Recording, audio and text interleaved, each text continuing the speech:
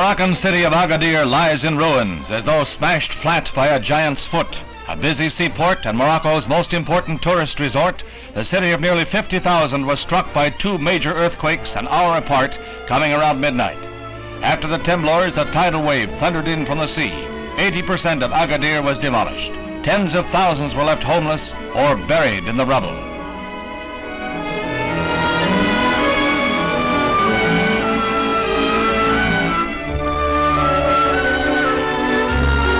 Some 12,000 injured were evacuated by air. Another 15,000 refugees are in camps outside the city, which was sealed off to let rescue workers, including American and French teams, carry on their grim task of searching the ruins. 5,000 bodies have been dug out to be interred in mass graves. Health authorities called a halt to further digging, despite the slim chance some survivors still may live buried in the ruins. Rats and jackals were beginning to prowl, and plague had become an immediate threat. The decision was made to bulldoze the ruins flat and strew the shattered city with lime.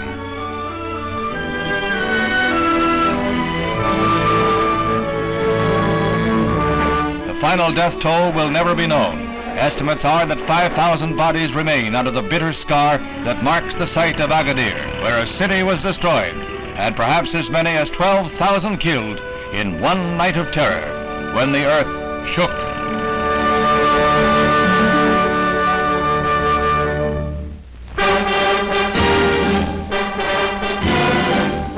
In the pleasant vistas and sunny clime of Puerto Rico, President Eisenhower takes a 4-day stopover en route home from his successful goodwill tour of Latin America. On the Dorado Beach links, Ike enjoys a favorite form of relaxation, while the sun bakes out a touch of laryngitis.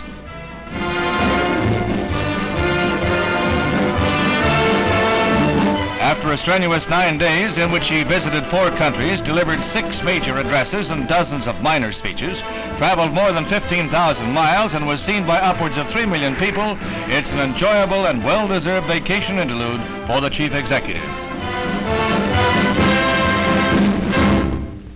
The French munition ship La Coubre blazes at dockside in Havana after an explosion during the unloading of her cargo of small arms ammunition that rocked the harbor. The blast hurled a fiery rain of steel over a wide area, taking a toll of lives that may mount to 100. Over 200 more were injured. Fidel Castro proclaimed a public funeral ceremony for the blast victims and cried sabotage, charging United States implication. Secretary of State Herter personally launched a strong protest against these unfounded charges. As Cuba mourned her dead, a new barrage was mounting between Havana and Washington.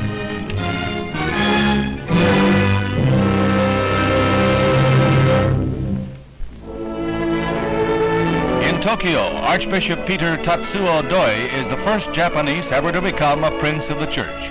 He is one of 7 new cardinals designated by Pope John XXIII, including the first Negro and the first Filipino ever elevated to the College of Cardinals.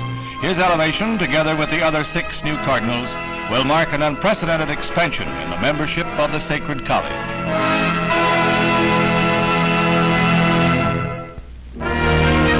A new departure in automobile styling takes the road on Detroit proving grounds. The XNR Sportster is an idea car built by one of the major automobile manufacturers, and like idea cars of recent years, its innovations may well foreshadow things to come on America's highways. Barely 3.5 feet high from the ground to the tip of its off-center stabilizing fin, the XNR carries streamlining farther than ever before. The dream car come true for one of Detroit's top designers.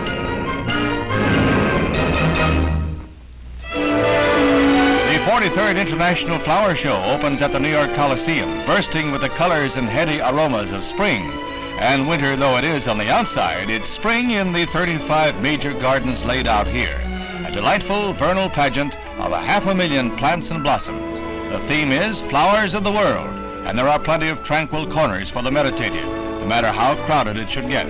200,000 visiting garden enthusiasts are expected by the show's sponsors, a non-profit organization which leaves nature lovers in its debt with this biggest, most colorful edition to date of the Flower Show.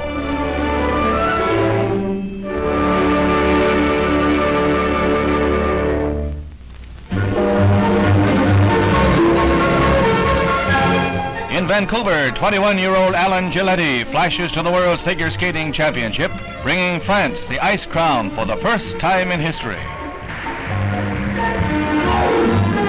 The young soldier climaxed a 10-year unsuccessful quest for the championship with this dazzling performance before 5,000 spectators.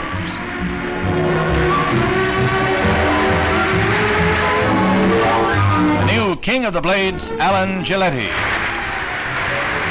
The Queen defending her crown is America's Carol Heiss, 4 times the winner of the World Crown and fresh from her gold medal triumph in the Winter Olympics.